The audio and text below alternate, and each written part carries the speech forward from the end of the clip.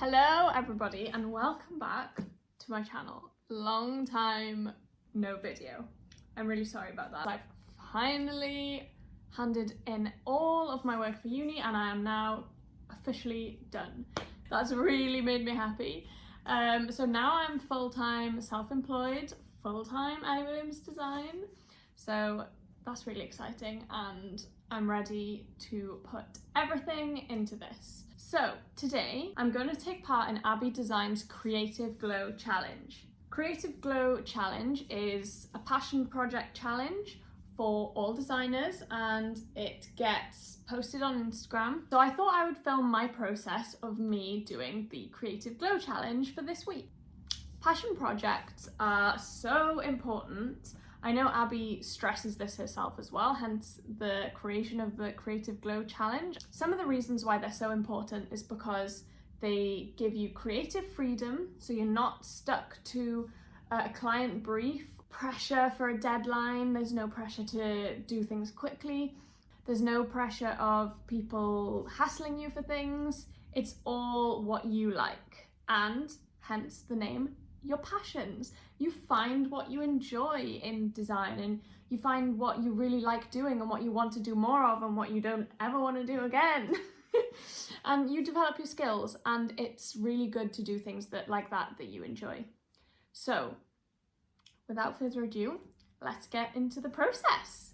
So this is Abby's Instagram page. She's an amazing graphic designer from Somerset, if I remember correctly. She hosts an amazing design podcast called the Off Air Podcast, which she co-hosts with Katie from Wildflower Design Studio. She has these amazing reels which are full of tips and tricks, and I've learned so much just from following her. And her following has grown massively over the last few months. I remember when I first followed Abby, she had around like 2,000 followers, and she's grown so quickly, along with Katie as well from Wildflower Design. They are both killing it. So Abby also has an amazing YouTube channel. You should really go and check her out if you haven't before. So on to the Creative Glow Challenge. So Abby posts one of these every single week, and each challenge is slightly different. So the one I'm going to take part in is the latest one. This one was posted on Monday the 24th of May, if I am correct there. So the first thing I'm going to do is analyze the brief. Okay, so the first thing I'm going to do is read the caption of the post. So choosing colour palettes may be my absolute favourite thing. Finding complementary colours and seeing how damn good they look together gives me such satisfaction. Check out this week's challenge with these beautiful colours. I had to bring in mustard this week. It's definitely her favourite colour, and looks so good with these complementary colours. Okay, so the rules. I'm going to make a note of these. You must only use these colours. So colours are set. You must use a minimum of 2 of the colours. You don't have to use them all, okay? That's good to know. I'm excited to see what they are now. You must at least create a logo from the chosen colour palette. Feel free to go all out with and create some other brand elements. Okay, so that's cool. Upload and post to Instagram and tag Abby Design along with the hashtag Creative Glow Challenge. So if you guys want to try out this challenge as well, make sure you go over to Abby's page and make sure to tag her in hashtag when you post. Okay, so let's go on to some of the rules. Okay, so the name of this challenge is Complement My Colour Palette. Get your thinking caps on and take a look at the colour palette in this post. Using just those 4 colours, you've got to come up with your own brand. You must create a logo with the chosen colour palette and any extras you want for the brand. You have total freedom with what you come up with and you don't have to use all of the colours, but a minimum of 2 must be used. Once you've done the challenge, make sure to post it on your Instagram account and tag Abby and use the hashtag Creative Glow Challenge. Okay, so here are the colours. Ooh, this is really nice. I love the cinnamon colour and this mustard honey colour. This is the one Abby was talking about.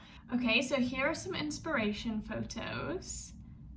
Nice. Let your imagination run wild with colour. Okay, so We have complete freedom with what kind of brand we're going to create, what deliverables we're going to make. All we have to do is use at least 2 of these lovely colours and make at least a logo. So I know I want to make a full logo suite, and I definitely want to make some cool brand elements and deliverables. So I've really wanted to make branding for a bar and restaurant, and I've never had the chance to do that in a commercial sense, so that is what I'm going to do today. So the first step is to think of a name, because we have complete freedom with this. So the first thing that I'm going to jot down is some initial ideas I get just from looking at the inspiration pictures, the colour palette, and just generally Abby's posts. So to me, this colour palette is quite classy, it's quite vintage, and I really think it's quite indie and almost grunge feel. Maybe we do a kind of vintage indie bar with these amazing like rich colours. So the interior is going to be really dark and have these kind of red brown tones, and I think this is going to be really cool, and it's going to have like fairy lights and neon signs. It's gonna look cool. Okay, so now we need to think of a name. So I'm thinking some of the words that I did say were indie, vintage. So to me those words are kind of a bit too cliche, so I'm gonna go ahead and jot down some other words which are just a little bit more unique. The name I've chosen to go with is plain and simple, The Alternative Bar. Okay, so alternative music, kind of similar vibe to indie music. I thought the indie bar sounds too general, too cliche. The alternative bar could mean lots of different things, and I can play around with the typography and make something really cool out of the word alternative, because it's quite a long word and I think it could be really cool to play around with. So the next step I'm going to do is move on to the brand identity creation process. So the first step in this process is for me to make a mood board. So I'm going to head over to Pinterest, I'm going to have a look on Instagram, I'm going to have a look on photography websites, and I'm going to create a mood board of all of the kind of vibe I'm going for the restaurant. So on here we're going to include interiors, we're going to include inspiration for existing brand identities, we're gonna have menu inspiration, we're gonna have everything. So let's jump into that. Okay, so this is the mood board that I have come up with. So as you can see, we are going for a botanical foliage, plants. We're going for these lovely line drawings, kind of like minimal style. I really like these. So we're going to have things like little bits of plants, we're going to have illustrations of the cocktails. The interior is going to be very much dark, really emotive, and lots of fairy lights, neon signs, lots of plants, and this is the vibe we're going for. So the next step is now going to be experimentation with the logo itself. The typography, the illustrations, the colors. We're gonna do lots of experimentation. I'm gonna start with the typography because I think once that's nailed, we can then go in with all the illustrations, and yeah, so let's start with the typography.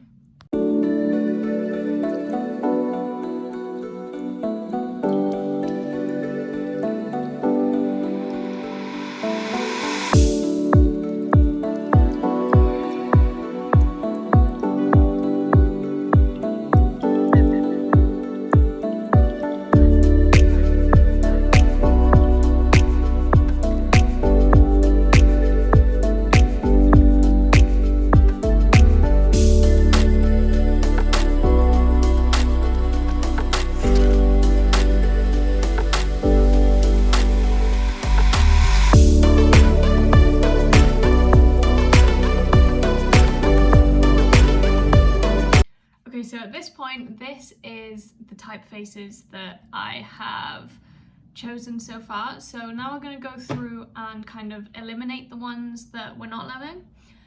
So the process of elimination.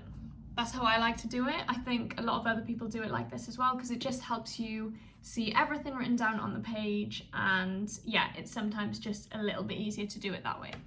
So we're going to start with, let's just zoom in here. I really like the small curved edges on each letter, just makes things a little bit soft, but however for this project I think it's a little bit too condensed and a little bit too soft and calming, when actually the kind of vibe that you show is a little bit more rough and a little bit more kind of edgy. So let's get rid of this one. Okay, next, Calder Rock. I'm not sure if I'm saying that correctly, but Calder Rock. I really like this typeface. Obviously there's no lowercase version, but that's okay. I think that may limit the design, although I really like the rough edge along each of the letters, but it's still perfectly legible and easy to read. But it does give that kind of rough grunge kind of effect. So that one is in the runnings. Okay, so next we have Cocoa Goose letterpress. Really cool. I love the kind of grunge textured overlay kind of effect here.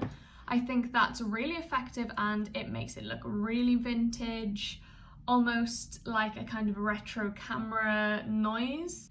I really like it, however, I don't know, there's something about it which I just think might be a little bit too much, if that makes any sense. Like, these A's look a little bit too grungy for me. I know I could change this and manipulate the letters, but I just think that's gonna be realistically too much time wasted. So we're gonna say goodbye to Cocoa Goose. Next we have this really cool font called Keep On Truckin'. I see this kind of typeface being used a lot. It was used for really like kind of psychedelic music albums in the 70s and 80s, I think.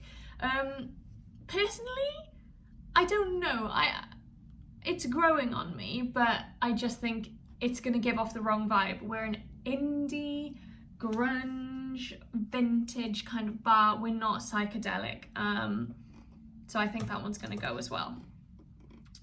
Okay, Lust Script Display. This is one of my all-time favourite typefaces, and for some reason, I don't know if any of you do this as well, but I'm sure you do, because a lot of my friends do this too.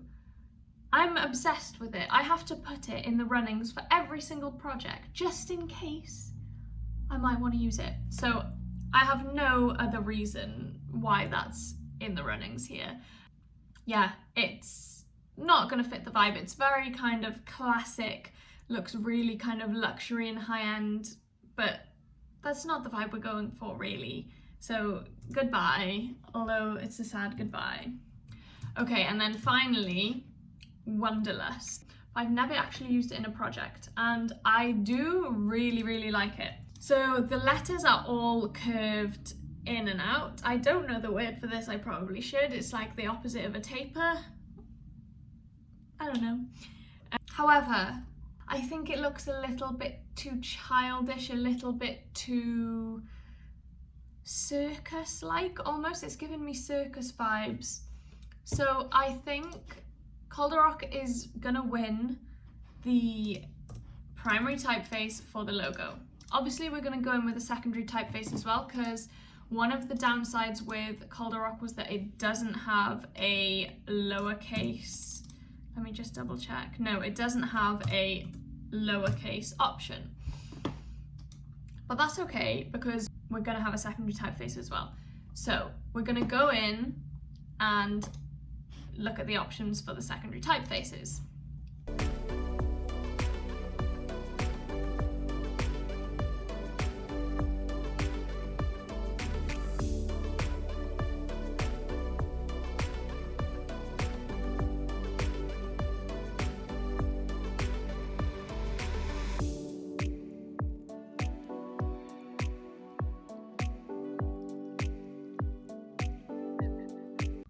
Okay, so I have drawn out a few very varying typefaces here for the secondary typeface. Obviously Calderac is a condensed sans serif, almost decorative, I guess you could say, because of the rough edges. So I didn't want to pair it with another condensed font because that is just going to look really overwhelming, I think. So the first font we have here is Big Carlson. I like Big Carlson. I've used him in him? I don't know why he's a he, but okay, I've used Big Carlson in a few projects before and I just think it's really beautiful. Like, if I just zoom in here, look at that A. I'm sorry, look at this. It's got such detail in it and I think it's a really beautiful typeface. However, I'm not sure how well it works with that. I think Big Carlson's a, very kind of classy and emotive typeface, whereas Calderac is just so kind of rough. I'm not sure if they are just a little bit too different to work together. Okay, moving on. My beloved Cirque. This is my all-time favorite typeface, and if my uni friends are watching this, they are going to be like, yep, we know you love Cirque. I've forced it on so many of my friends, but it's a good typeface. It's just like a really nice basic sans serif font, and it's my go-to. I have to admit, it's my go-to. I don't know if it's too similar to Calderac. I think it might be a little bit too similar, whereas this one is too different. This one is just a little bit too similar. So moving on. Next we have Hansel, textured. So previously I did look at textured fonts for the primary text. So I thought, let's have a look at it for secondary. I'm not quite sure. I think it's, again, too similar because of the rough edges on this and the texturedness of this. It's too much. Doesn't work. Okay, this typeface, Triumph Wheels, rough. Okay, so it's slightly textured as well, only slightly. At the minute, I don't think this works, but I was going to go in and see if they had any glyphs. I wonder what a small version of the A looks like. Okay, there's... Ooh, okay. So,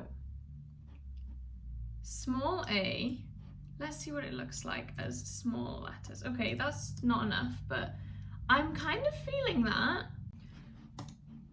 So, I think it's looking better with a big B and a small A and a small R. I really think this actually complements this quite a lot. Although they're both condensed fonts, they are complementing each other, in my opinion, at the minute, and I really like these swirly elements, which I think I can incorporate into the line illustrations, which will be used as brand patterns and as just general illustrations for the brand. I think this could work really nicely.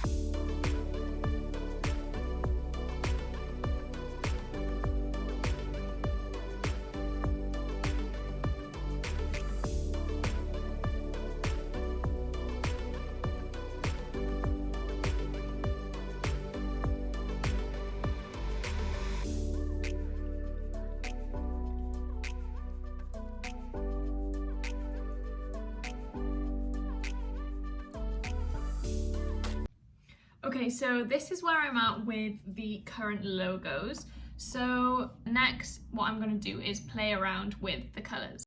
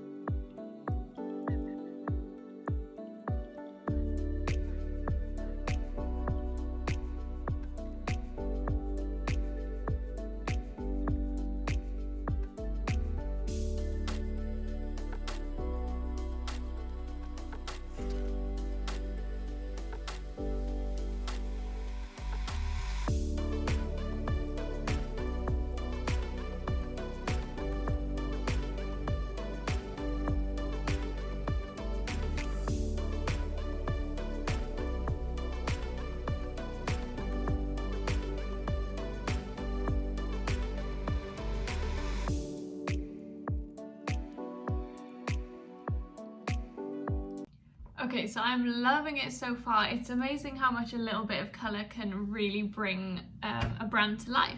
So I really love this colour palette. I think I'm changing my mind in that this is going to be the primary logo. I think this is the strongest. I also really like this kind of stacked version of the logo because it's so bold, and although it may seem a little bit difficult to read because it's like alternative, I think the hyphen with the kind of swirl which comes from the bar, I think that kind of ties it all together, and I'm really happy with it so far. So the next stage is going to be some illustrations. So what I thought would be really cool was to follow with the theme of the swirl from the Triumph typeface, which is the bar typeface. I'm going to try and incorporate some of that swirl into the illustrations. So for the illustrations, I'm going to draw some plants, I'm going to draw some cocktails, and just some general kind of vintage style items. So I'm going to go over to my iPad to do that because that is my preferred method of illustration. So once I've done that, I will bring them into Illustrator and vectorize them. Okay, so these are the illustrations which I have done. I just airdrop them to my Mac and then I simply bring them into Illustrator.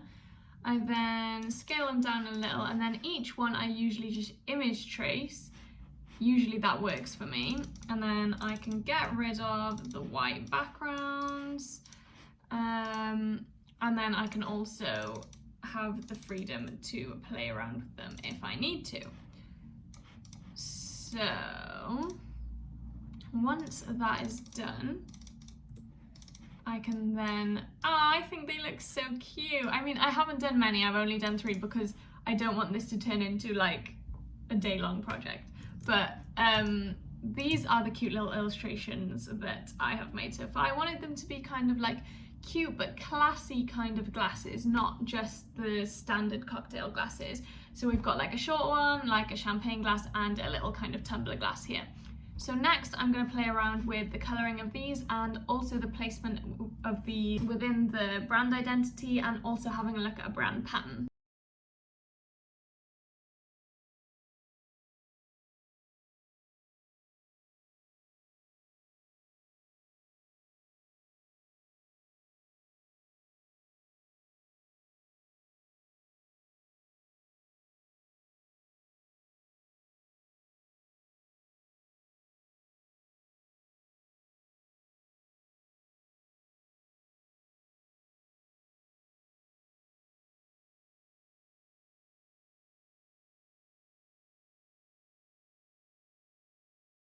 So this is the finished brand. I've gone ahead and made a brand pattern. I've made some brand photography with my photos from Unsplash and Pexels. I have made some other brand illustrations, and I've also created a menu for the cocktail bar. So I really hope you like it. Let me know what you think.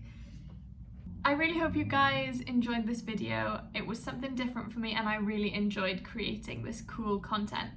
I'm gonna have a look on the Creative Glow hashtag and look at everybody else's work, and hopefully this video was interesting to watch. See you soon. Bye!